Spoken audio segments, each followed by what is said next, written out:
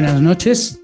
Comenzamos el segundo encuentro del trabajo del Seminario del Campo Freudiano, que como siempre es precedido el seminario de un espacio que llamamos cita con la práctica psicoanalítica, en el que la persona que trabaja los capítulos que corresponden al seminario del sábado presenta una conferencia siempre con la indicación de que trabajen el tema que consideren más oportuno, es decir, tema libre. Por eso siempre, según los docentes invitados, en esta ocasión Araceli Fuentes, que voy a presentar, los temas son muy diversos, lo que despierta mucho interés y permite que muchas de las personas que no están matriculadas en el seminario se puedan inscribir para la conferencia de hoy. Entonces, nos va a presentar una conferencia bajo el título Hacer el par. Araceli Fuentes es una colega que muchos de los que estáis aquí, que sois de la sede de Madrid, ya la conocéis. Ella es psicoanalista en Madrid, analista, miembro de la escuela, de la ELP. Fue AE durante el periodo 2010-2013. Es docente del Instituto del Campo Freudiano y de la sección clínica NUCED de Madrid, autora de numerosos artículos, contribuciones y colaboraciones en el campo del psicoanálisis y de un libro que recomiendo particularmente, que tiene que ver con su ejercicio y su trabajo de fin de análisis, que incluye todo el trabajo con el tema del cuerpo. El título es Misterios del cuerpo hablante, del año 2021, 22, no recuerdo. Yo tampoco. Ella tampoco. Hace un par de años o tres, como mucho. Ah, sí, bueno, pero además. Entonces, quizás 2000 antes de la pandemia, bueno, tenemos la memoria un poco extraviada. Entonces, nos va a presentar una conferencia que está sostenida en numerosas viñetas clínicas para dar cuenta de la especificidad de la práctica del psicoanálisis de orientación lacaniana, donde se trata de la escucha, pero la escucha en sí mismo no es específico del psicoanálisis. Escuchan otras disciplinas y otras psicoterapias también escuchan, pero no se escucha de la misma manera.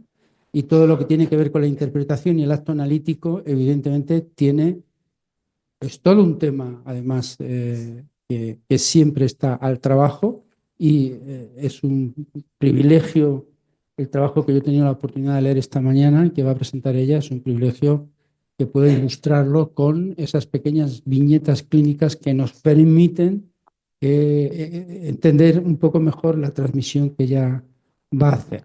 Entonces, vamos a escucharla, después habrá un debate. La reunión será aproximadamente de 8 a 10 de la noche, un par de horas, ya depende un poco del debate, puede ser un poco menos, un poco más.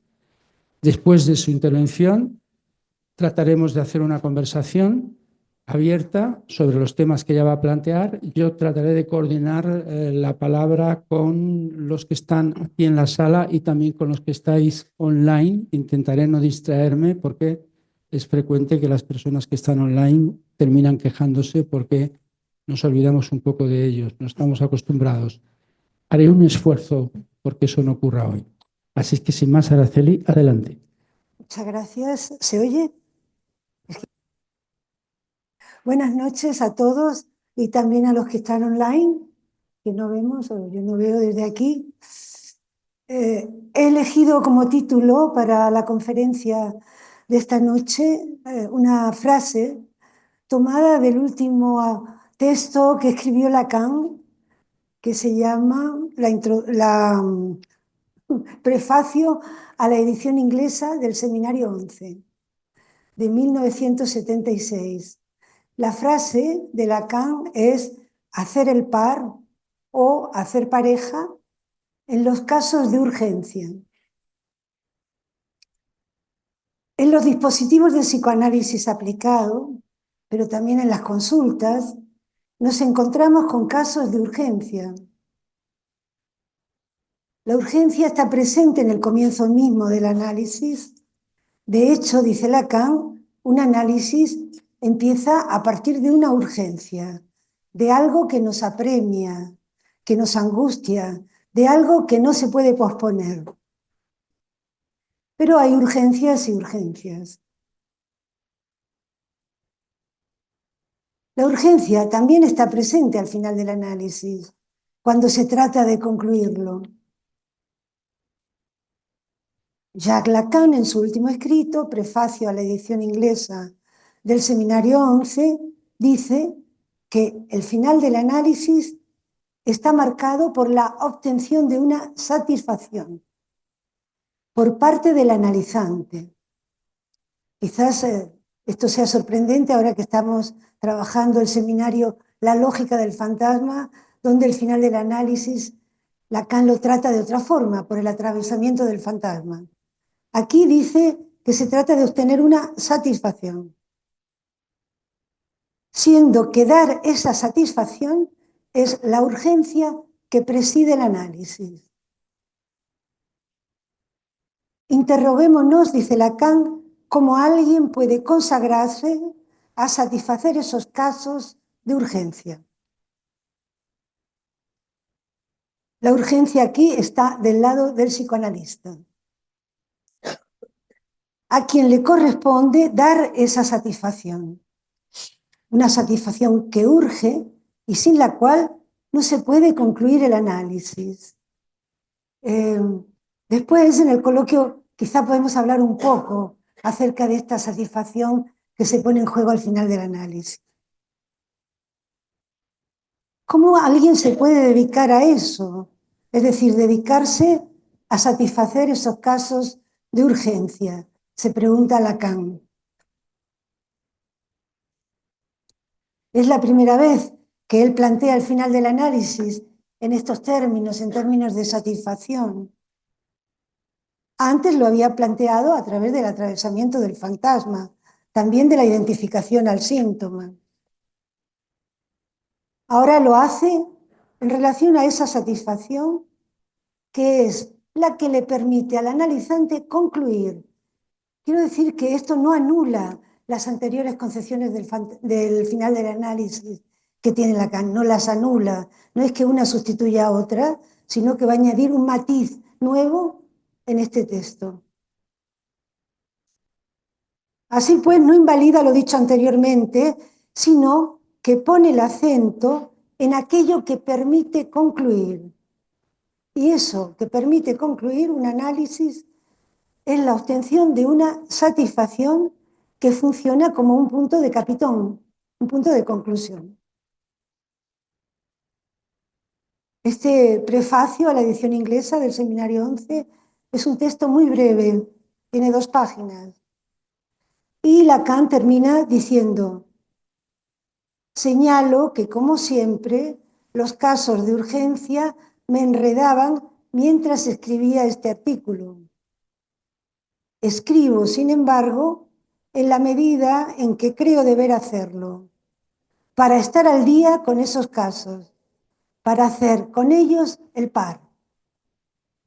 O sea, que habla de hacer el par, no habla de la transferencia. Esta es la novedad del asunto. Aquí encontramos la expresión que ha dado título a mi intervención, hacer el par o hacer pareja con los casos de urgencia. Esta expresión, hacer el par, la escuchamos por primera vez de la boca de Lacan y surge de inmediato una pregunta: ¿en qué consiste hacer el par en los casos de urgencia o con los casos de urgencia? Confrontados a la pregunta, me acordé de inmediato de lo que fue mi primera experiencia con este tipo de casos. Fue el 11 de marzo de 2004, cuando una organización terrorista, Al-Qaeda, puso en Madrid las bombas que acabaron... las bombas que acabaron con la vida... ¿Sí? Vale. Acabaron con la vida de 193 personas e hirieron a más de 2000. El azar quiso que en ese momento yo fuera la directora de la sede de Madrid. por lo que me impliqué decididamente en la organización de un dispositivo que pusimos en marcha para atender a los traumatizados en los atentados. Pues como sabemos, no todo el mundo que vive una situación así se traumatiza. Esta es una posición del psicoanálisis diferente a la que tienen otros que piensan que cualquiera que está en una situación de caos o de urgencia o supuestamente traumatizante tiene necesariamente que traumatizar. No es así. Hay gente que tiene una resistencia al traumatismo impresionante. Pienso en el escritor austriaco Jürgen, ¿no? ¿Se llama? Jürgen, que había estado en 2 guerras mundiales. Es un caso extraordinario de resistencia al trauma. No estuvimos solos en ese momento. La MP estuvo con nosotros. Fue Eric Lorán el que se desplazó a Madrid a dar una conferencia en el Hospital Clínico de Madrid. También vino el presidente en ese momento de la LP, que era Vicente Palomera. Y contamos también con Guibriol, que casualmente estaba en Madrid ese día cuando ocurrieron los atentados. Había venido a dar una conferencia, él es experto en estas cosas, así que pudimos contar con él y él, muy solícito, de muy buen grado, nos ayudó a organizar el dispositivo para atender a los traumatizados. Ese dispositivo lo llamamos la red asistencial del 11M. En ese momento, sin saberlo, hicimos el par con esos casos de urgencia. Uno de ellos fue el caso de Mina. Ese caso lo presenté en la Conversación Clínica de Barcelona, cuyo título fue Efectos terapéuticos rápidos en psicoanálisis. Está publicada. Mina fue la primera persona que vino a la red del 11M. Llegó bajo los efectos de la urgencia y del trauma. Jacqueline Miller, en la conversación posterior en Barcelona, refiriéndose a este caso, dijo lo siguiente: hay trauma cuando un hecho entra en oposición con un dicho esencial en la vida de un sujeto. Lo repito, hay trauma cuando un hecho entra en oposición con un dicho esencial en la vida de un sujeto. Mina había venido de Rumanía. Hacía poco tiempo que había llegado a Madrid y apenas hablaba el castellano, el español. Llegó muy angustiada después de haber recorrido algunos dispositivos de atención que se abrieron en la ciudad. No fuimos los únicos que abrieron dispositivos en ese momento. Ella estaba en la estación de Atocha con unas amigas cuando explotaron las bombas. Salió de allí huyendo despavorida, tropezándose en su huida con los heridos y con los muertos. Uno de los heridos yacía ensangrentado en el suelo de la estación y fue él el que le recordó a un Cristo yaciente. Mina había sido educada en el cristianismo que dice que hay que auxiliar a los heridos. Pero su angustia le impidió detenerse, le impidió hacer eso que su religión le dice y se sentía culpable por ello. Cuando la recibí, la angustia y la culpa la invadían. Estaba desbordada, además de todo lo que le costaba explicarse en español. En medio de la situación de urgencia que vivía toda la ciudad en ese momento, en esos días, y la suya propia, se me ocurrió pedirle un diccionario de rumano. No sé por qué, porque lo trajo a la vez siguiente, pero nunca fue necesario, nunca lo abrimos, no lo utilizamos. Sin embargo, fue a partir de ahí que se desencadenó la transferencia. Mina se puso a soñar.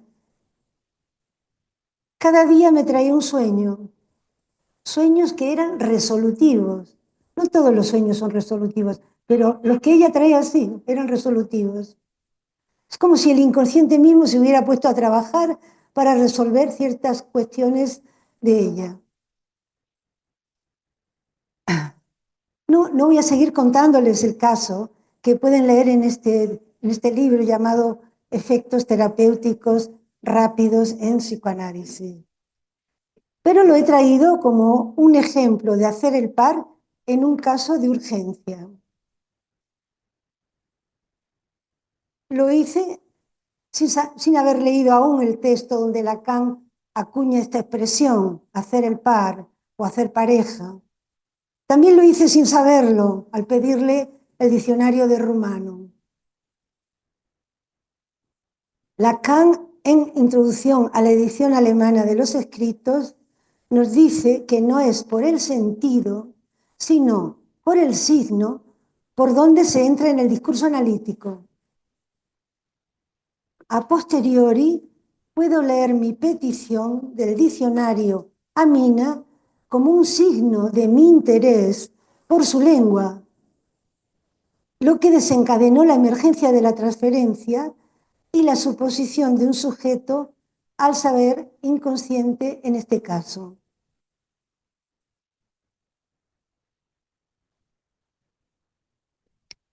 Por supuesto que hacer el par cobra muchas formas, no se presenta siempre de la misma manera.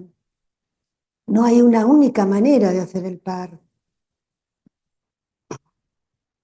Pero en cualquier caso, hacer el par es un acto que le corresponde al analista. Guy Briol, que tiene mucha experiencia con casos de urgencia, nos presentó en Madrid el siguiente ejemplo. Se trataba de una mujer melancólica que estaba atrapada en los remordimientos y la culpabilidad. Para ella las palabras habían dejado de tener sentido y ya no la conmovían. Esta mujer se vivía a sí misma como un peligro para su hijo y no veía otra solución para evitarlo que darse muerte, para aliviarlo así de su ruinosa presencia. Era una situación de urgencia en análisis, pues se trataba de alguien que estaba a punto de un pasaje al acto suicida. En este momento tan delicado, el analista sabía que no valía tratar de confortarla, porque eso la habría precipitado al pasaje al acto. Así que de repente se escuchó diciéndole: el niño que yo pude ser en el lugar donde está hoy su hijo, pese a las dificultades que vive su madre, siempre preferiría que ella se quedara a su lado.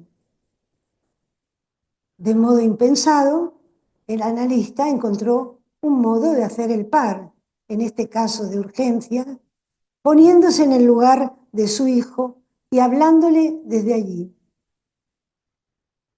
Tanto el analista como el analizante quedaron sorprendidos por las palabras que habían salido de la boca del analista, es decir, que el analista él mismo también estaba sorprendido por lo que había dicho. Entonces ella, con el rostro alterado y una gran emoción, dijo estar sorprendida por haber sentido en ese mismo instante un amor por su hijo que había perdido. Hacer el par con el cuerpo hablante en la urgencia tiene que ver, está del lado del acto analítico. Y como sabemos, no hay dos actos analíticos iguales. El acto analítico es único e irrepetible. Ya en 1966, en el sujeto por fin cuestionado, Lacan asocia el psicoanalista con la urgencia al decir: habrá psicoanalista para responder a ciertas urgencias subjetivas. Hay analista cuando, ante la urgencia subjetiva, hay acto analítico.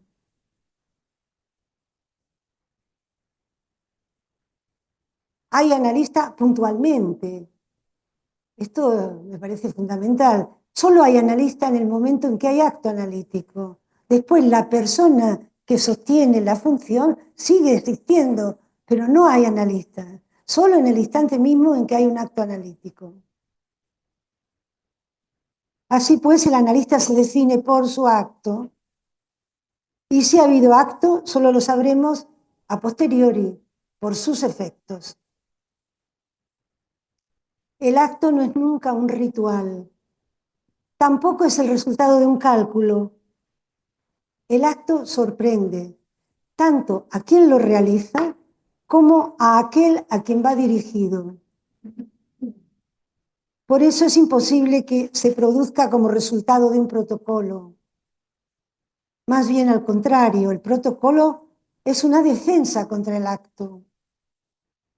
Hay protocolos para que no haya acto. La interpretación del inconsciente es una vertiente del análisis, pero no es la única.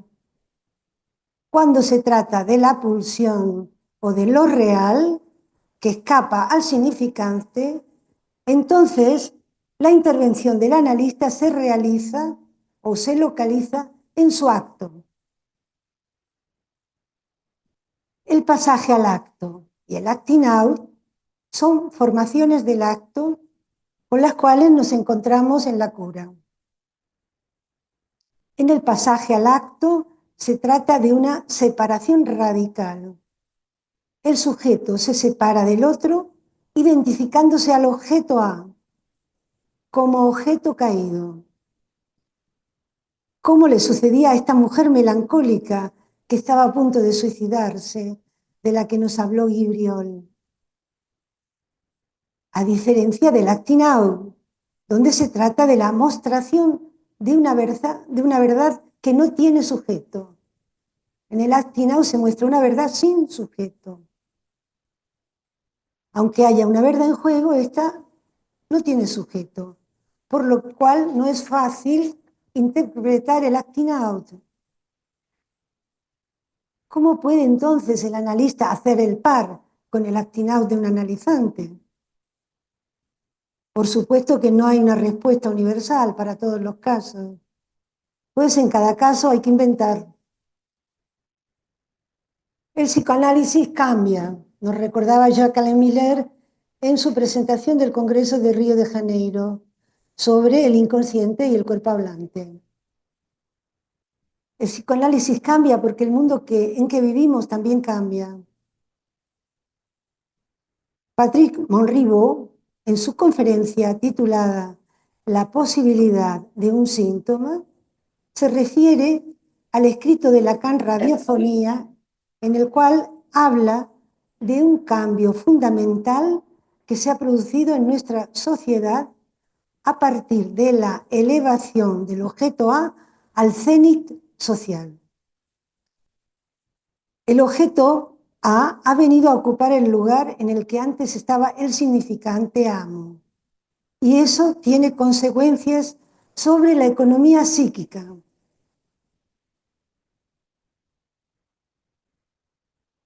Sobre la economía psíquica de los seres hablantes. Quiere decir que en este momento es un momento donde los ideales que antes organizaban la sociedad han pasado a un segundo plano y lo que está en primer plano son todos los objetos que produce la técnica, la ciencia, etcétera, ¿no? Como vemos en relación a Internet y todas las cosas que se han ido inventando. Entonces, el mundo cambia, el psicoanálisis también se ve obligado a cambiar. Los efectos del discurso científico, en tanto que el discurso científico forcluye el sujeto, operan en la misma dirección, o sea, desanudando la palabra del sufrimiento psíquico. Esta es una consecuencia del discurso científico, la disyunción entre la palabra y el sufrimiento psíquico. Cada vez vienen a vernos más personas que expresan su malestar en términos científico-técnicos, porque no encuentran las palabras propias que le permitirían hablar de lo que les pasa.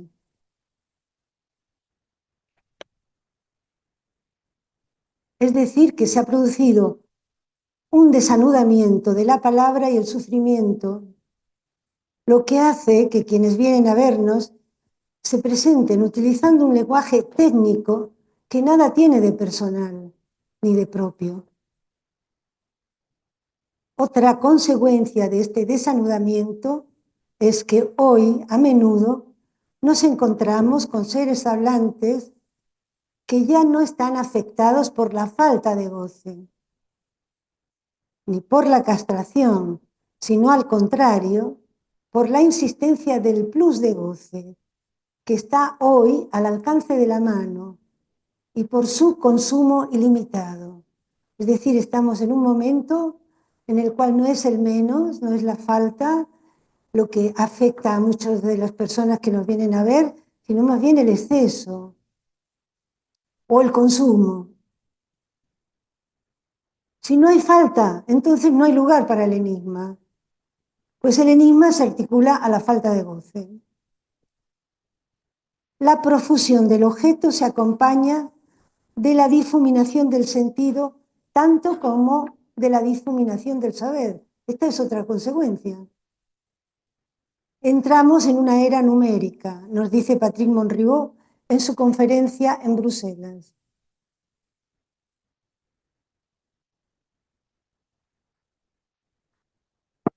En ausencia de la castración, el analista ha de inventar algo para que la suplan.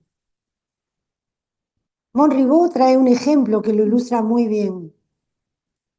En ausencia de castración consigue introducir algo similar, sustrayéndole unos escritos a una paciente que solía tirarlos a la basura.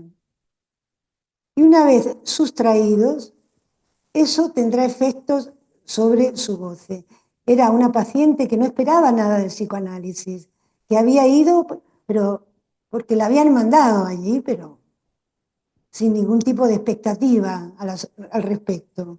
Entonces, él inventa una manera de crear un menos, que es quedarse con sus escritos. Ella le da los escritos para que lo lea y él se los queda y no se los devuelve.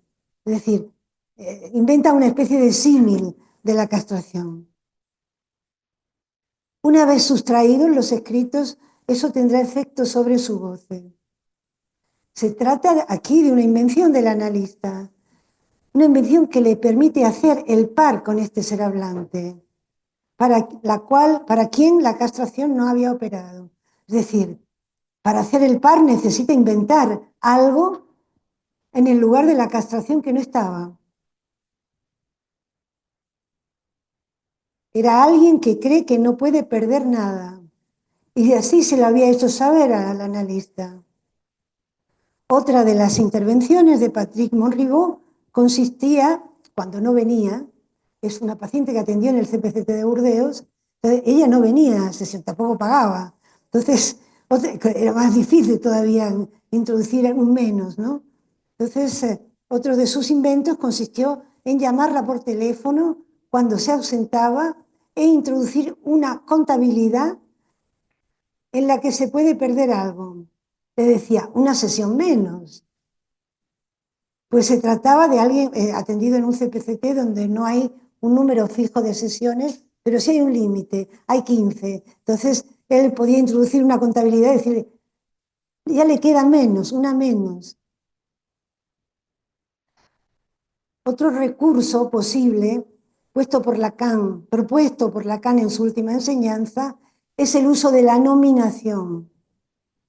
En tanto, la nominación permite anudar un real que está desanudado, añadiéndole un sentido que lo nombra. Pondré un ejemplo clínico al terminar. Es un caso que atendí en el CPA, en el Centro de Psicoanálisis Aplicado en Madrid. Se puede decir que lo que está en juego en este hacer el par con el cuerpo hablante es molestar el arreglo de goce de ese parlet, cuando este goce lo pone en una pendiente de caída sin límite. Si el goce de ese cuerpo hablante, de ese parlet, lo lleva a una pendiente de caída sin límite, es necesario molestar su arreglo de goce de algún modo, para lo cual hay que inventar algo. Es decir, hacer el par con cada caso. En cada caso es de una forma diferente. Lacan, en su última enseñanza, reemplaza la noción clásica de lazo transferencial, basado en el sujeto supuesto saber, por esta expresión de hacer el par o hacer pareja con el cuerpo hablante y su goce. Cuando analizamos al sujeto, desciframos su inconsciente, valiéndonos de la suposición de saber como pivote de la transferencia. Mientras que cuando se trata de analizar al par-lettre, hacemos el par con el cuerpo de ese ser hablante y con su goce. Dado que la experiencia analítica es un tratamiento del goce cuya sede es el cuerpo, la cuestión es cómo dialogar con ese cuerpo hablante que se goza. Cómo hacer el par en cada caso.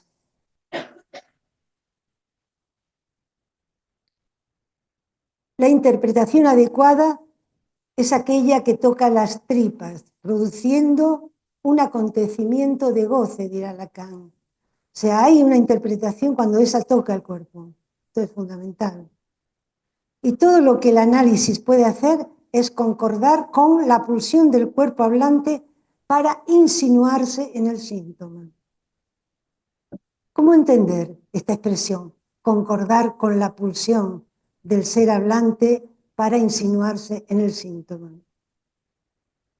Es una manera de decir que cuando el síntoma no está al principio, es necesario un trabajo de hacer el par que permite insinuarse en el síntoma o crear algo que pueda dar lugar a un síntoma. Previo al surgimiento del síntoma, llega mucha gente al análisis sin un síntoma. Entonces hay que hacer este trabajo previo para lograr que haya un síntoma. Cuando decimos ser hablante, en lugar de decir sujeto, estamos tomando al ser hablante a partir de su rechazo al saber inconsciente. ¿No? Se trata entonces de poder hacer el par con alguien que está en una posición de rechazo al inconsciente para que se abra la posibilidad de su consentimiento. Así, otro ejemplo es el de un ser hablante en cuyo cuerpo late una voluntad de poder que se traduce en una manera férrea de hablar y de imponer al otro su certeza de goce.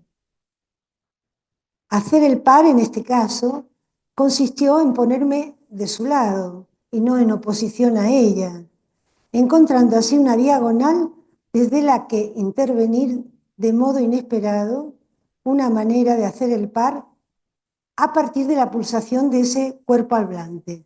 ¿Con qué fin? Con la finalidad de que en algún momento el síntoma pueda aparecer.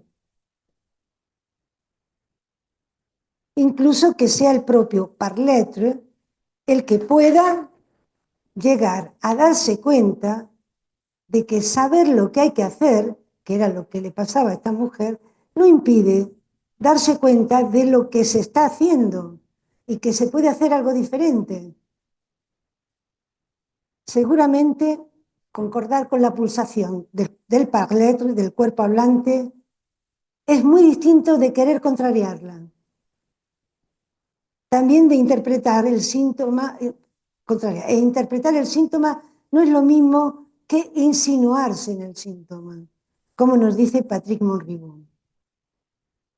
Cuando se analiza el par-lettre, se apunta al goce. Así, una sencilla pregunta como ¿qué esperas?, dirigido a una joven actriz que esperaba en la sala de espera, a pesar de que la puerta del consultorio estaba abierta, le permitió a este ser hablante ponerse en movimiento y darse cuenta de que lo que ella hacía era esperar que el otro tomara la iniciativa y no hacer nada.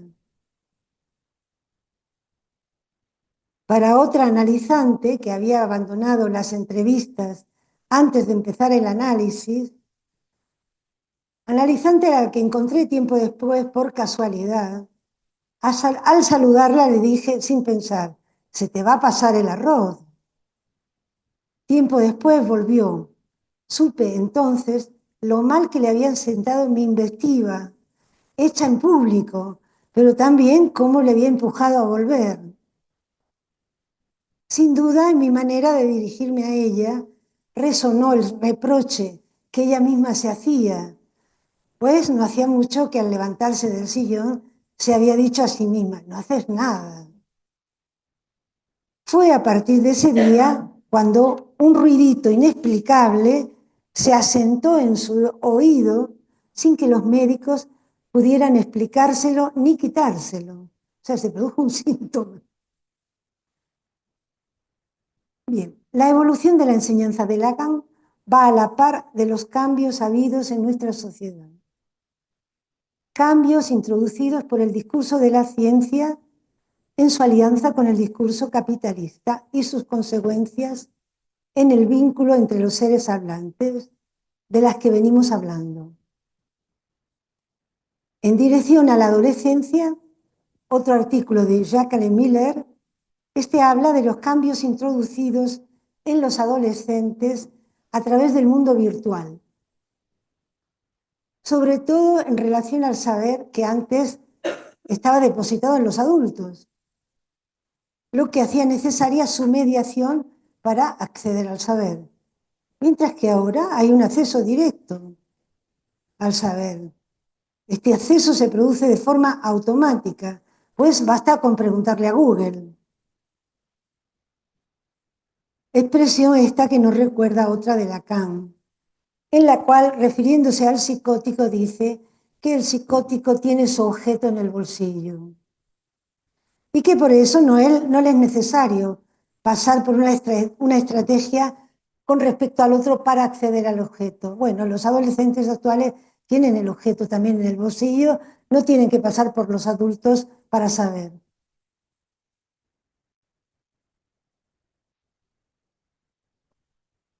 Esta accesibilidad que antes no existía tiene consecuencias negativas sobre la suposición de saber al otro, que se hace más difícil. Al decir que el discurso capitalista forcluye la castración, Lacan dice al mismo tiempo que no solamente forcluye la castración, sino que el discurso capitalista no quiere saber nada sobre los asuntos del amor, que tienen a la castración en su centro, dejando entonces a cada uno solo con sus objetos de goce, a cada uno solo con su ordenador o con su móvil. Hoy es algo muy visible esto y puede llegar a extremos como el fenómeno al que en Japón llama hikimori. Son esos jóvenes que se encierran en su habitación con su ordenador y rechazan cualquier vínculo con otros cuerpos hablantes si no es a través del ordenador. Al romperse mi relación con el otro semejante, es la relación con mi cuerpo lo que pasa a primer plano. Es a esto a lo que Lacan llama LOM, l'homme, que equivoca con, como se dice en francés, el hombre, l'homme. L'homme adora su cuerpo porque cree que lo tiene y se engancha a él en un mundo en el que las identificaciones ya no lo sostienen como antes. El sujeto tradicional sostenía su identidad en significantes de los cuales él era el efecto y hacían de él un ciudadano. Mientras que el sujeto contemporáneo saca su identidad más bien de la biología, del material orgánico, de su código de ADN, de sus conexiones neuronales, etc. La subjetividad ha cambiado.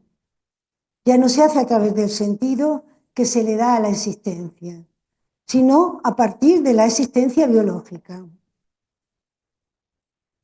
Tenemos entonces cuerpos hablantes que sufren, cuerpos que se alquilan para tener hijos para otros, cuerpos que venden sus órganos, cuerpos de mujeres atrapadas en protocolos de fertilidad o intervenidos por la ciencia para la procreación, personas en transición para cambiar de sexo, a la espera de una intervención, etc. El cuerpo social mismo está fragmentado. Lacan define el ego como la idea que cada uno tiene de sí mismo como cuerpo. Para el sujeto neoliberal actual, el ego está basado en un fantasma de autonomía que le permitiría realizar sus demandas, a las que confunde con el deseo, a partir de piezas sueltas del cuerpo. Por ejemplo, haciendo crecer sus pestañas, cambiando el perfil de la nariz, cambiando el color de la piel, el tamaño de los senos, etcétera, etcétera, etcétera. Todo ello por fuera del vínculo con el otro, pues está solo con su cuerpo. El cuerpo se transforma en un recurso en el que invertir, ya sea en salud o en belleza, o en aquello que permite retrasar un poco el paso del tiempo, que es algo difícil de cambiar y al mismo tiempo algo cada vez más difícil de soportar para algunos seres hablantes que tratan de parecer siempre jóvenes. Bueno, la tecnología. En este fantasma de autonomía, la informática aplicada a la biología pretende hacer un cuerpo infinitamente remodelable, pretendiendo hacer creer que se puede tener el cuerpo que se quiere, el sexo que se quiere, el hijo que se quiere y cuando se quiere. Todo eso hace que la gente se olvide de su relación con el mundo y de que hay imposibles. Tener el cuerpo que se quiere, el sexo que se quiere, el hijo que se quiere y cuando se quiere, aunque ya haga tiempo que pasó el tiempo de la fertilidad, todo eso que posibilita la ciencia y los avances de la técnica choca contra la castración, que no está inscrita en el discurso científico y que el discurso científico empuja a eludirla, a evitarla.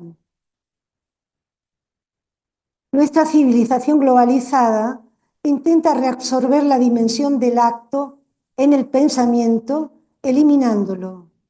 Este es el ideal científico del cálculo racional, el que ha dado lugar en diferentes campos a un empuje a creer que se puede hacer una elección racional y libre de obstáculos.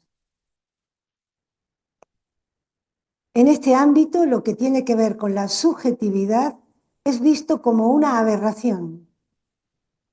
Pero hay algo que surge como una insurrección a este discurso en el cual todo es posible. Es la insurrección del síntoma, que la ciencia no logra eliminar. El síntoma es real, no se deja domesticar poniéndose a través de los intentos científicos de amaestrarlo o de silenciarlo. En su concepción clásica, el síntoma es una verdad que atañe al sujeto, es una verdad reprimida y que se dice por otros medios. Y en la última enseñanza de Lacan, el síntoma es goce y acontecimiento del cuerpo. Un síntoma cualquiera, por ejemplo, la dificultad para elegir, puede ser tratado buscando en la historia de quién lo sufre, en los significantes amos del sujeto que van surgiendo en un análisis. Pero el síntoma, tomado desde la perspectiva del parler y del goce, desde la perspectiva del cuerpo hablante, es distinto, es diferente. Pongamos un ejemplo. Imaginemos que se trata de alguien que dice que no puede leer. Incluso si lo que va a leer es algo que le interesa mucho, porque dice que cuando está en esa situación de ponerse a leer, se siente de cuerpo presente. Y que, sin embargo, cuando se trata de aplicar el saber o cuando su cuerpo está en movimiento, cuando se trata de ir a la arena para batirse, todos esos problemas desaparecen. Y siente pasión por su trabajo, lo que hace de él un profesional excelente. Este ejemplo nos muestra cómo para alguien así se trata del cuerpo hablante, en tanto está vivo y goza, y del modo de dialogar con el cuerpo hablante y sacar las consecuencias de eso. El cuerpo que produce el discurso capitalista queda aislado con sus objetos de goce, rompiendo así su vínculo con el otro. Ese cuerpo aislado con el objeto no es el mismo que el cuerpo del ser hablante con el que el psicoanálisis hace el par. El cuerpo se tiene, no se es.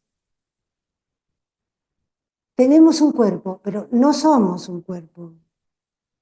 Esta diferencia nos indica que no debemos confundir ser y cuerpo. Mañana vamos a hablar del ser. Bueno, hoy ya tenemos un apunte. No debemos confundir el ser y el cuerpo. Podemos diferenciarlos.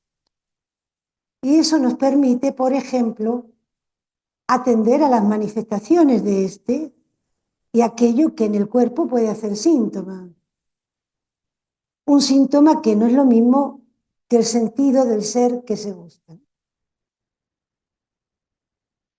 En su última enseñanza, Lacan va a decir también que el hombre adora su cuerpo.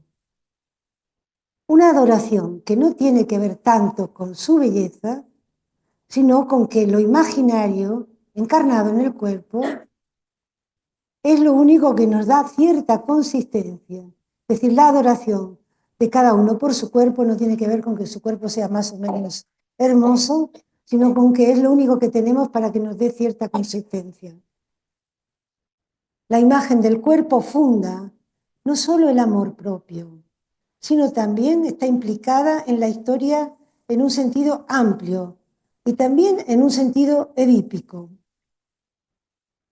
La tesis de que el hombre adora su imagen, Lacan la lleva a su punto más álgido, afirmando que el hombre se cree bello y que por eso se construye un escabel, juega con escabel, escabello en francés. Un escabel es un banquito que sirve para alzarse, para elevarse, para promoverse, para hacerse valer en la escala de la notoriedad. El escabel es ese banquito sobre el que cada uno se alza, creyéndose dueño de sí. Designa las condiciones en las que el hombre se erige como individuo en relación a los otros. El escabel pone en juego, al mismo tiempo, la sublimación y el narcisismo. La sublimación fundada en el yo no pienso, del ser hablante, es decir, en la negación del inconsciente, mediante la cual se siente amo de su ser, y el narcisismo, que se pone en juego en el escabel porque no solo se cree amo, sino que se cree un amo bello. Lo que se llama cultura, nos dice Miller, no es sino la reserva de los escabeles, en los que uno busca con qué darse importancia y vanagloriarse. Pensemos, por ejemplo, en personajes conocidos. Se me ocurrió Henry Levy o Zizek, bueno, hay otros. Cada uno puede pensar en alguno. Vivimos en una época en la que los ideales han perdido su poder, se han fragmentado y el hombre no encuentra el mismo apoyo que antes encontraba en ellos. Antes, un hombre podía pensarse como amable en relación a sus ideales, incluso si sus hechos los desmentían. sea, los hechos podían desmentir perfectamente sus ideales, pero como tenía ideales se creía bello. Y bueno, magnánimo, mirándose en el espejo de los ideales. Al haber caído en los ideales no es así como funciona la cosa. Ahora no es así. Cuando los ideales han perdido su fuerza, incluso si todavía hay gente para quienes sus ideales pesan mucho, no podemos decir que esto haya sido absolutamente eliminado, pero para quienes todavía pesan los ideales, por ejemplo, los ideales religiosos para algunas personas, hoy, sin embargo, no es tanto el ideal como el escabel en lo que el hombre se sostiene. No nos sostenemos en nuestros ideales, sino en el escabel que cada uno inventa para darse importancia. El par-lettre ha venido a sustituir al inconsciente y analizar al par-lettre no es lo mismo que analizar el inconsciente en el sentido de Freud. Ni siquiera es lo mismo que analizar el inconsciente estructurado como un lenguaje. Miller nos propone apostar por lo que ya hacemos, que es analizar al parler. Lo hacemos sin saberlo. Estamos pendientes de saber decirlo.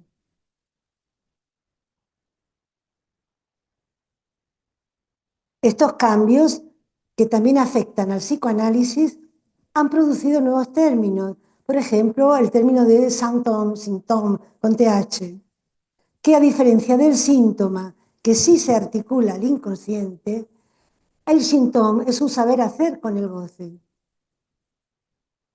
Lacan escribió Joyce, el síntoma, es un seminario, porque descubrió que para Joyce su escritura era un tratamiento de ciertos fenómenos que sufría en relación con la palabra, que se le volvía demasiado real, porque para él lo simbólico estaba directamente conectado al goce, sin mediación de la imagen, de lo imaginario. La extraña relación que Joyce tenía con su cuerpo es consecuencia de ese fallo en el anudamiento de lo real, lo imaginario y lo simbólico que en su nudo quedaba suelto. El cuerpo de Joyce, en tanto que cuerpo imaginario, no estaba anudado a lo simbólico ni a lo real. Así lo prueba el hecho de que después de haber recibido una soberana paliza, no sintiera rencor por ello. Hay a veces algunos pacientes que muestran algo de esto, de cómo en su cuerpo no se ve afectado, ¿no?, por las cosas que le pasan. Al contrario, en relación a su arte, Joyce se sentía especialmente orgulloso. Y fue gracias a su saber hacer con la escritura como logró hacerse un nombre de artista e inscribirse en la historia de la literatura. Joyce no necesitó el psicoanálisis. Con sus propios medios, como artista, como escritor, logró anudar lo que en su nudo estaba suelto. Por otra parte, el síntoma no es algo exclusivo de la psicosis. Joyce es un caso de psicosis. De hecho, en los testimonios de los AE, a partir de cierto momento, dieron cuenta de lo que para cada uno era del orden del síntoma, del symptôme, diferenciándolo del síntoma articulado al inconsciente. Por ejemplo, el Embonó nos muestra una diferencia entre el síntoma tratado en su análisis y el symptôme como acontecimiento del cuerpo que itera siempre de la misma manera. En su caso, su symptôme provenía de una frase que había pronunciado su padre antes de que ella naciera. El padre había dicho: si es una niña, la tiraremos por la ventana. Esta frase se escribió en su cuerpo y cada cierto tiempo sentía el vértigo de esa caída como la iteración de un real sin ley. Esto le siguió pasando después del análisis y de ser nombrada. Esto no cambió. El symptôme abre una perspectiva del final del análisis que va más allá de la travesía del fantasma para hacer advenir un uno de goce por fuera del sentido que itera y se repite. el inconsciente reinventado por Lacan, a partir de lo real de la lengua, escrita toda junta, es un saber hablado de la lengua que está a nivel del goce. Es la lengua que escucha el niño cuando aún no sabe hablar, que toca directamente el cuerpo, como sustancia gozante que le hace gozar al cuerpo. El cuerpo, el goce y la lengua se anudan en esta nueva definición del inconsciente. El animal humano es el único animal que habla y lo hace no solo con la boca, también con el cuerpo, en el síntoma que da lugar a su interpretación, pero también con su pulsión, con su manera de gozar. El síntoma no es el único modo de gozar que tiene, pues también está el goce del santón como acontecimiento del cuerpo, por fuera del sentido, al que la interpretación no alcanza. Es lo que se puede aislar al final del análisis y lo que no cambia. ¿Qué podemos hacer con este goce excluido del sentido que itera en nuestro cuerpo? La respuesta de Lacan está del lado de la invención, del lado de inventar un saber hacer con eso, un saber hacer con ese goce opaco. Es, dice Lacan, la responsabilidad en el análisis. Bueno, lo voy a dejar aquí.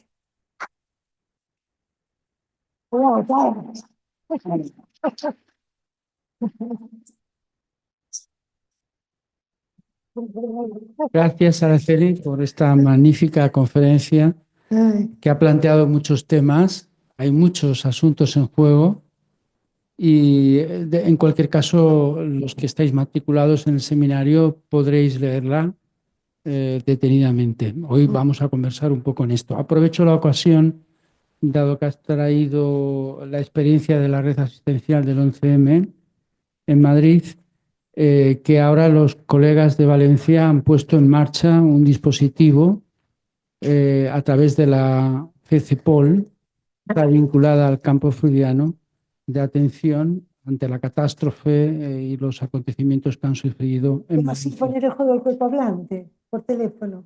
No, perdón, es también presencial. Es que, sí, Ah, por bueno. supuesto, hay Dos formas, ¿no? hay dos formas porque hay problemas de comunicación. Hay lugares que están muy aislados. Entonces tienen la propuesta de atención por videollamada y también de forma presencial, por supuesto. Bueno, esto también lleva a plantearse lo que hacemos cuando hacemos análisis online, ¿eh? Sí, sí, bueno, pero en este caso, digamos, el dispositivo puesto en marcha, que lleva el nombre de TICE, Sí, es un dispositivo presencial sí, y existe la posibilidad también de online, dada la situación tan catastrófica que hay sí. en Valencia. Entonces, para abrir un poco el debate, hay en este momento en línea 85 personas, más los que estamos aquí. Tengo que coordinar un poco las cosas, seguramente que van a surgir. Amanda Goya ya ha pedido la palabra, siempre tiene ella que decir algo y siempre de mucho interés. Entonces, Hay gente que haya levantado la mano.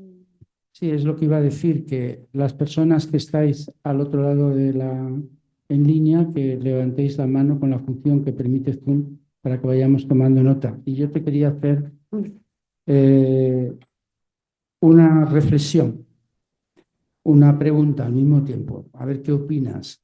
Tengo más, aquí tengo apuntadas muchas, pero voy a dar la palabra a los que te han escuchado también aquí. Me ha gustado mucho tu conferencia.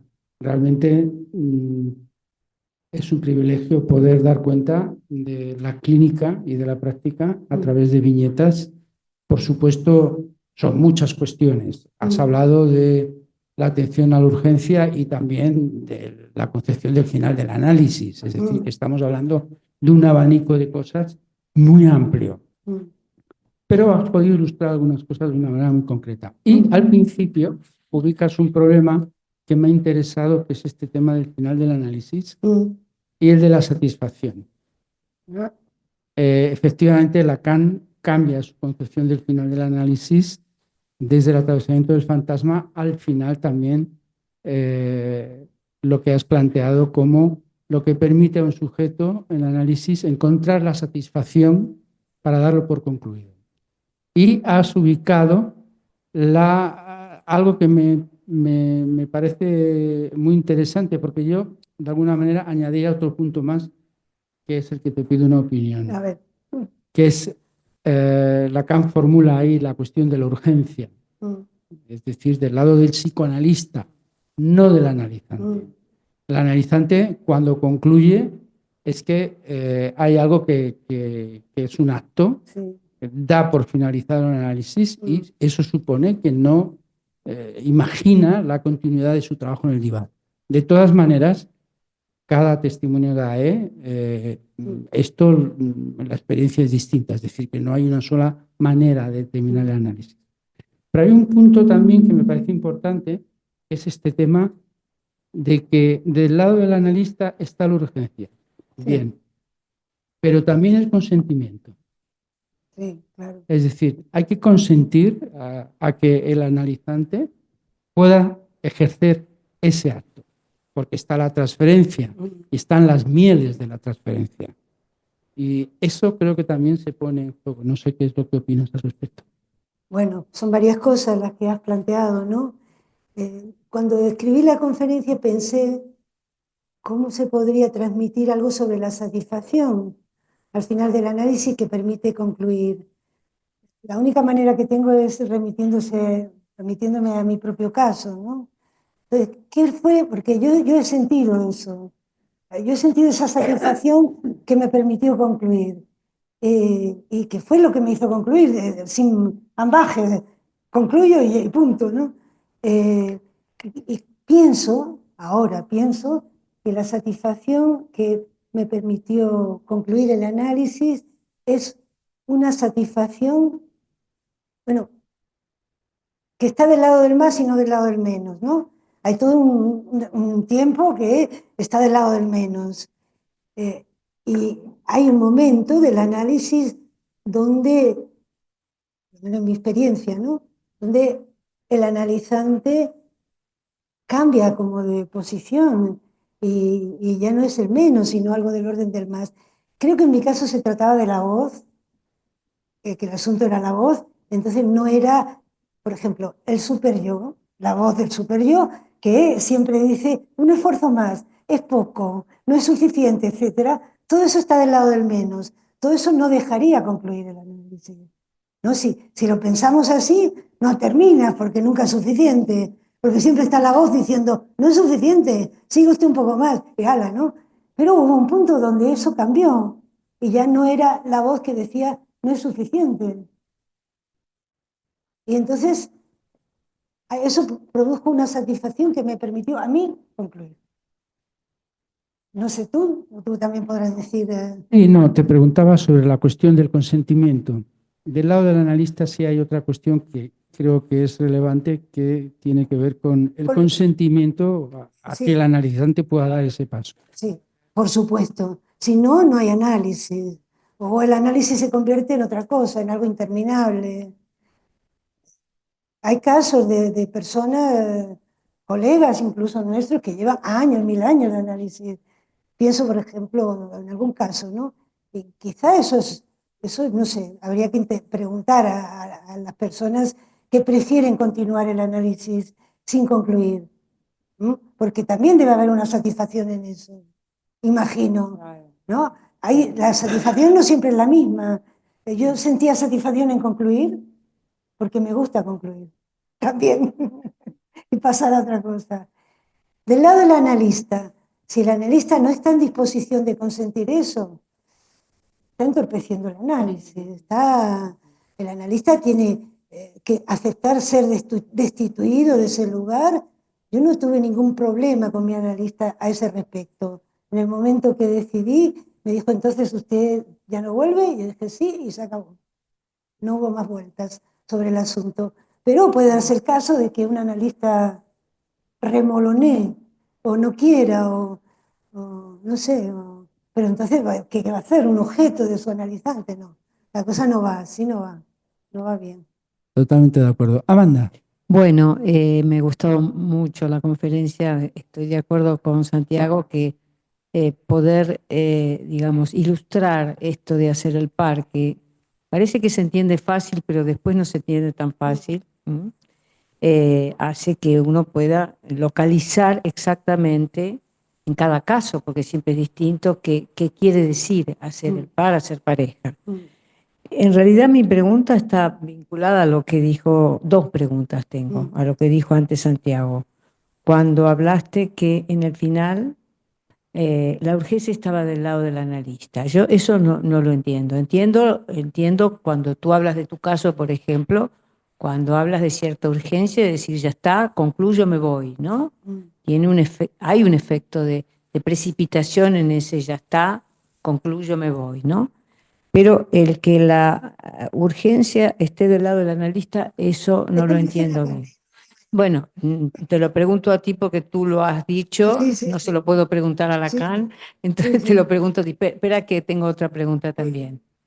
Esa es una. Y la otra es algo, una expresión que no conocía, que me parece muy sugerente, cuando pone Monribot a interpretar el síntoma, a insinuarse en el síntoma. Si podías desarrollar un poquito más esta fórmula. Bueno, vamos con la primera.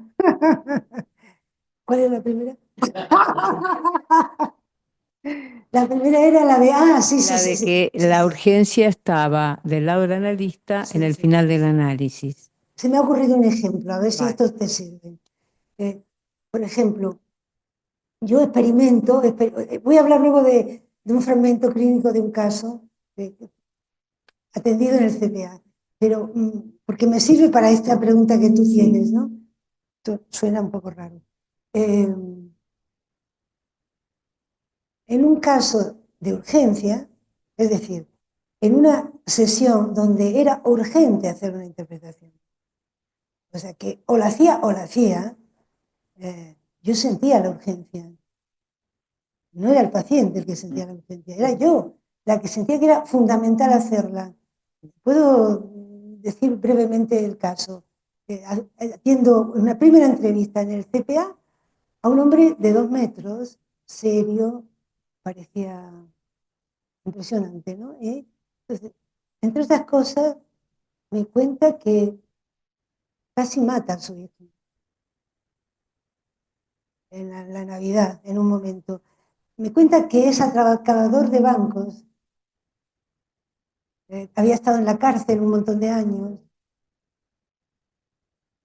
era atracador de bancos y había estado en la cárcel. Y sin ningún afecto me dice que ese día la hija no quería salir con el coche, no le hacía caso, no obedecía sus órdenes en una noche vieja, era peligroso que saliera, pero la hija se le enfrentó y le insultó.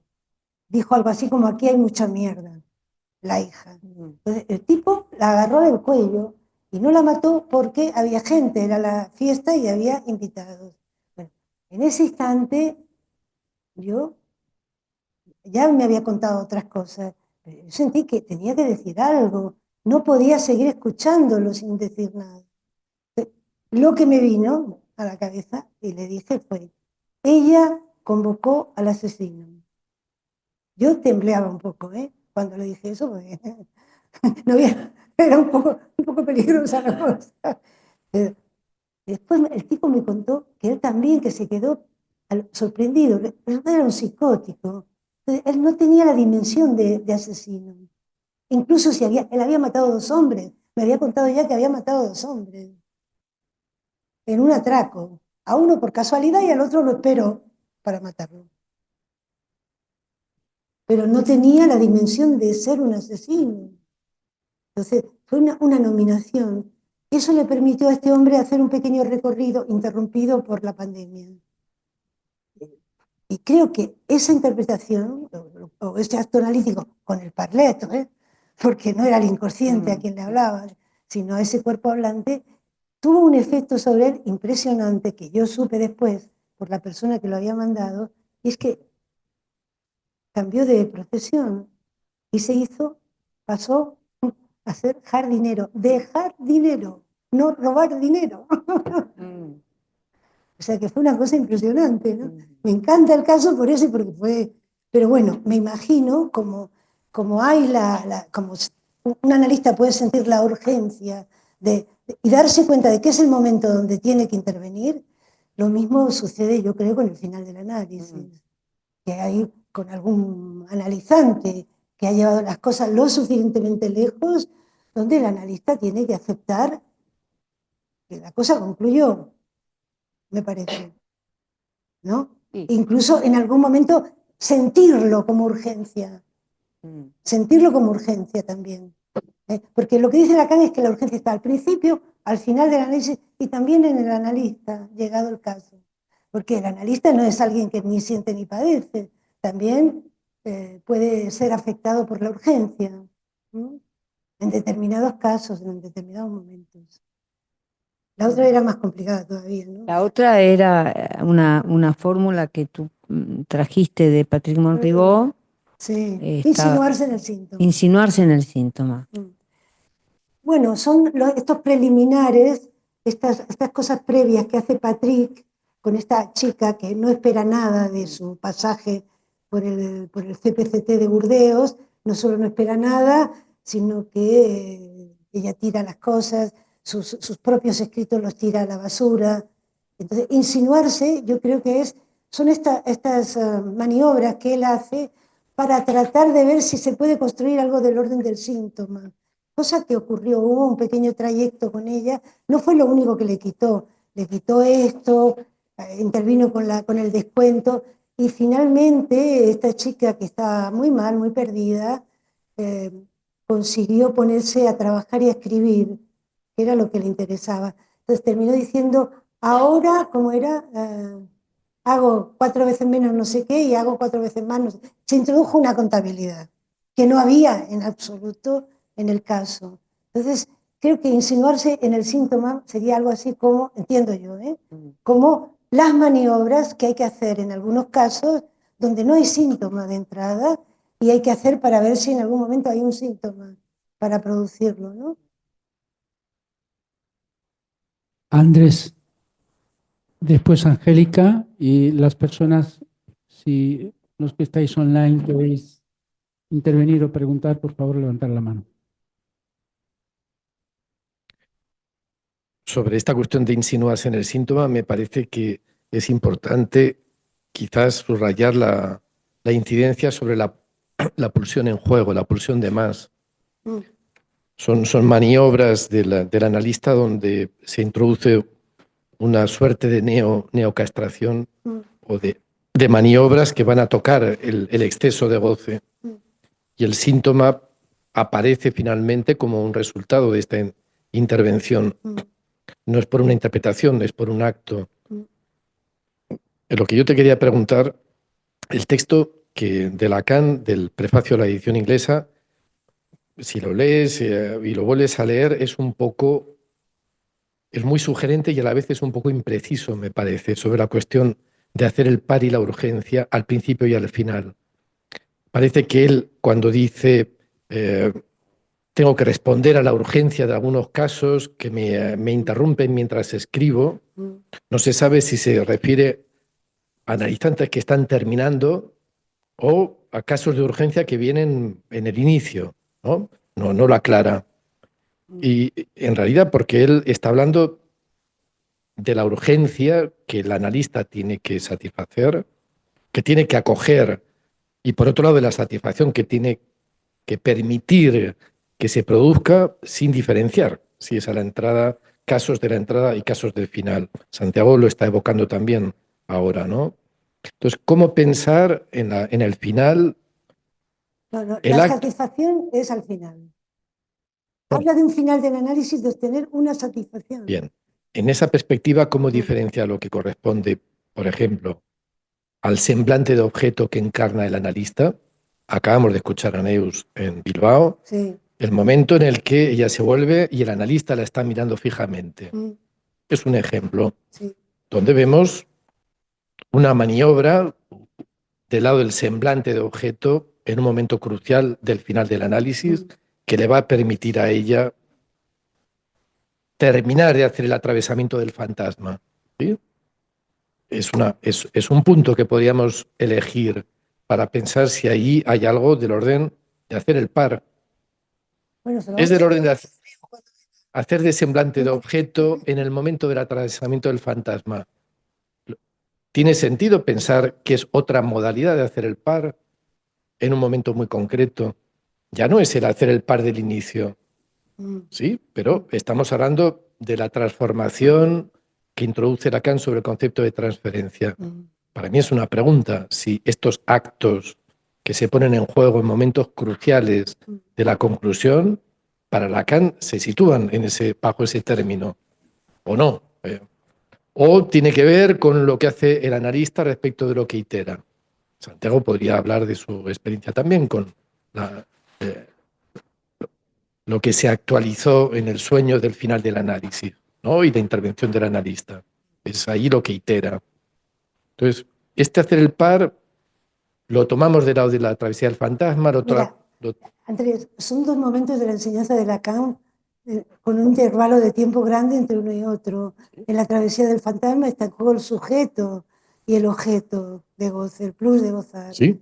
Y yo creo que este artículo es del 76, el de la edición inglesa del Seminario 11, y me parece que todo el tiempo se refiere al cuerpo hablante, no se refiere al sujeto en absoluto. Está del lado de lo que itera, entonces, no del objeto del fantasma. Me da la impresión.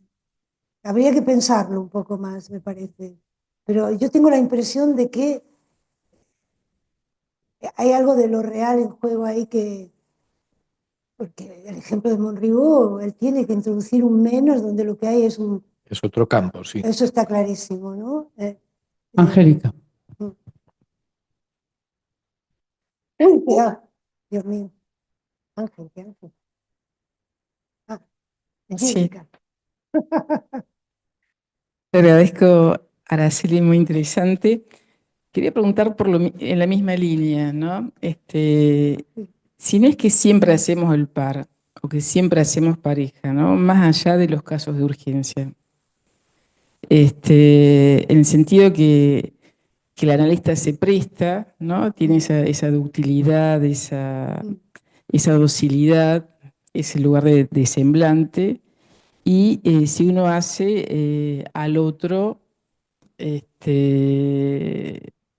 portador de un objeto, ¿no? Y hace esa pareja fantasmática con el analista. Uno puede pensar que los tiempos del inicio del análisis y el recorrido del análisis son los tiempos de suposición de un otro, donde aloja el objeto.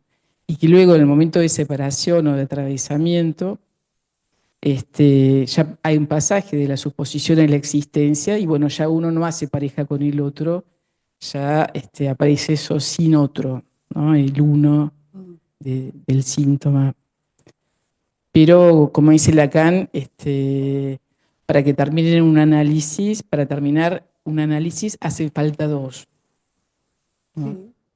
O sea que hay un consentimiento por Sí. parte del Sí, analista. sin duda, sí. Y hacen pareja y yo creo que el insinuarse en el síntoma es que el analista completa el síntoma del analizante, ¿no? En ese Claro, sentido, claro, lo que pienso pasa es el que está par. hablando de casos de síntomas. Ujú, Patrick. En el caso de Patrick no había síntomas. ujú, O sea que había que hacer algo, maniobras preliminares al surgimiento del síntoma, ¿no? ujú, Después se puede hacer el par con el síntoma, pero claro. era previo. Ujú, Cuando habla de insinuarse en el síntoma, entiendo que está hablando de maniobras previas en casos donde no se presenta el síntoma, ¿no? ujú. Sino fenómenos de goce sin suposición de saber, ni transferencia, Ujú. ni nada, ¿no?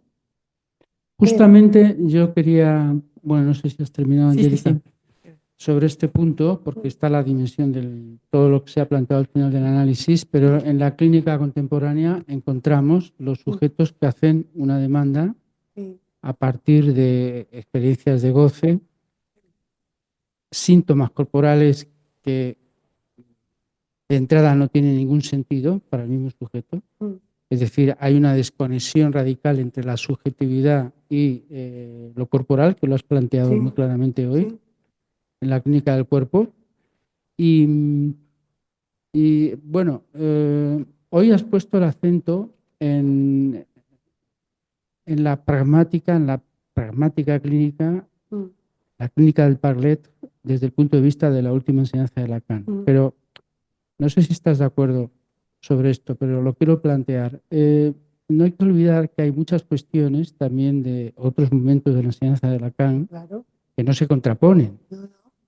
Es decir, en estos casos donde aparece la clínica del cuerpo en primer plano, el goce del cuerpo a través de diferentes modalidades sintomáticas que no son el síntoma analítico, que muchas veces van al médico o van al psicoanalista, pero no es el síntoma en el sentido analítico. Sí, sí. Hay que tratar de facilitar que haya una cierta subjetivización del síntoma en el sentido de que pueda decir algo. Y ahí tenemos todos los recursos también de la orientación de Lacan estructuralista, Sí, sí. de todo lo que plantea, porque a fin de cuentas el paciente o el analizante de este análisis habla desde el lado del sentido. Sí, sí. Y entonces se puede decir, por ejemplo, me acuerdo de una paciente que venía, ella decía desahuciada, con muchos síntomas corporales, y decía, fue un mal paso que di en el autobús, al bajar del autobús. Esta era la manera en que ella se presentó, pues se explicaba todo lo que le pasaba en el cuerpo. Sí. Y yo le dije qué pasó Sí. hace 4 o 5 años. Hice un uso del significante, no escuché del lado del sentido del discurso de ella, sino que tomé el significante del paso y lo convertí en ¿qué pasó? La convoqué como sujeto. Y eso abrió una cadena de significantes del lado del sentido. Es decir, hay muchas maniobras en la práctica clínica. Entonces, que no es... No, no. que convienen también en lo que es el recorrido, como decía Angélica, de un análisis desde el principio hasta el final. Y Sí, sí. bueno, el analista hace lo que tenga que hacer. Sí, sí, estoy de acuerdo, sin duda, ¿no? Esto no anula la travesía del fantasma ni el trabajo con el síntoma, nada de eso. Me parece que es un momento donde Lacan lo que toma son los efectos de la ciencia y de la técnica sobre los seres hablantes y los efectos donde se borra el inconsciente y hay que inventar algo distinto, pero también puede suceder de otra forma. Yo pienso en mi análisis, yo fui a analizarme por una urgencia, pero no sabía ni de qué era. No sabía nada. Bueno, una urgencia. Vamos a ver. No fui a analizarme por el fenómeno psicosomático que padecía y que me estaba machacando, y eso lo dirigía al médico. No fui por eso, o sea, fui por eso, pero nunca hablé de Tu eso. testimonio enseña mucho sobre eso, Por además, eso, ¿no? cómo acaba un análisis en ese punto. Que me llevó era ese, pero yo no lo sabía y no hablaba de eso. Y eso iba hacia el médico, era el médico que me curaba, yo iba, tomaba las medicaciones, etcétera, ¿no? ¿Qué fue lo que pasó? Hubo una frase, que resultó que había una frase, un uno, Ay, si su madre la viera. que era lo que se había transformado en una holofrase. Y fue sobre eso la intervención. Pero sucedió así después sin nada de ira por eso. Bueno. A ver, los que estáis online, hoy no hay quejas porque nadie se anima a preguntar ni a comentar. Raquel Kors, Sí. bienvenida a Madrid. Muchas gracias. Gracias, Santiago. Gracias, Araceli, por la conferencia. Quería pedirte si podrías darle una vuelta más a una distinción de dos momentos a propósito de lo que traías. Y uno es el de la urgencia, cuando hay urgencia en las preliminares, como el caso la viñeta que nos has presentado, y la urgencia del final del análisis, que estamos hablando ahora de eso, ¿no? Porque hay una urgencia al final del análisis cuando se precipita el final. Sí. Y por eso muchos testimonios dan cuenta de que en esa urgencia es cuando se termina el análisis y se presenta al dispositivo. No se espera demasiado, ¿no?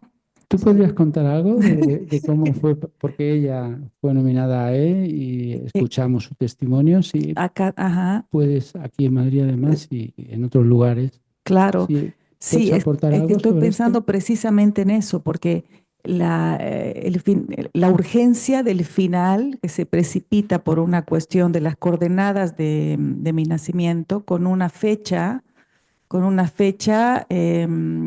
era un año bisiesto. En ese momento que se precipita el final, se toca un tema que nunca se había tocado a profundidad en el análisis, y ahí el analista consciente a esto que era soltar el análisis y soltarme de esto que es hacer el par, es decir, ya era sin par, sin dos y sin analista. En mi caso fue algo que se precipitó. No me imagino haber terminado el análisis y decir voy a esperar un tiempo, no sé. Había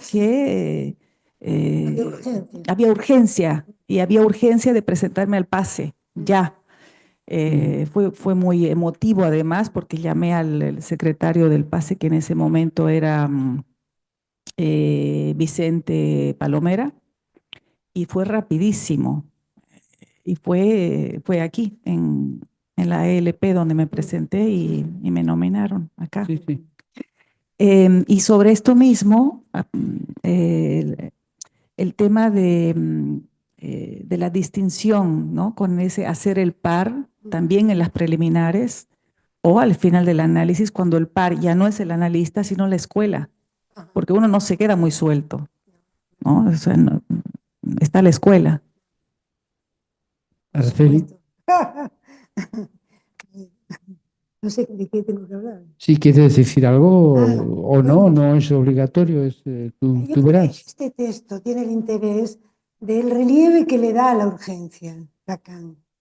Le da un relieve que no le había dado, fundamental, al principio del análisis, al final del análisis, la urgencia del analista. Creo que eso es lo fundamental del texto. Es un texto complicado, como son todos los textos de Lacan, ¿no? Pero ese relieve es importante. Aunque uno no lo sepa, cuando va a ver al analista también va, porque hay algo de la urgencia. No es algo le urge incluso al que viene con la obsesión de no sé qué, ¿no? Que está dándole vueltas en la cabeza. Algo hace clac en el momento en que toma el pasaje de ir. Hay algo que ya deja de darle vueltas y va, ¿no? Entonces, es interesante plantear las cosas de esta manera, ¿no? Bueno, en el caso tuyo, es que estaba el asunto del par y el sin par, ¿no? Por eso seguramente te ha evocado mucho. Sí, me resonó. Te resonó. No sin la escuela. Bien, Bueno, entonces. a ver. Angélica, Quiero ¿quiere decir decir algo más? algo en oposición a esto, porque, por ejemplo, mi final no fue en relación a la urgencia, ¿no? Cuando se sancionó ese final de análisis, le dije al analista esa última sesión, bueno, pero no voy a hacer el pase, ¿no? Sí, sí, efectivamente hay muchas maneras de. Y Esto se entonces escucha en los testimonios. se levanta muy enérgico, levantando los brazos y me dice, ¿hasta cuándo va a retener eso para usted? Ajá. Bueno, es un. Bueno, y salí de ahí pidiendo el pase. Sí, Claro, pero sí, bueno, hay en un principio acto del tuve ese analista, es un empuje. poco lo que decía Araceli al principio en el texto. Es una buena, Como ejemplo. como ejemplo de lo que preguntó Amanda, también, que fue la pregunta de Amanda. Lo cuento por eso, ¿no? Y Sí, por el sí, sí, consentimiento del analista y sí, que se sí. necesitan dos para salir, ¿no? Exactamente. Entonces, es Sí. el artista el que implementa la urgencia. Exacto. Él mismo con su intervención, ¿no? Bien, ¿Eh? gracias Araceli Exacto. por tu trabajo y a los que estáis online. Seguimos mañana a las 10 en punto. Trabajaremos los capítulos 4 y 5 y después un caso clínico que presenta Angélica Marchesini. Así es que hasta mañana, buenas noches.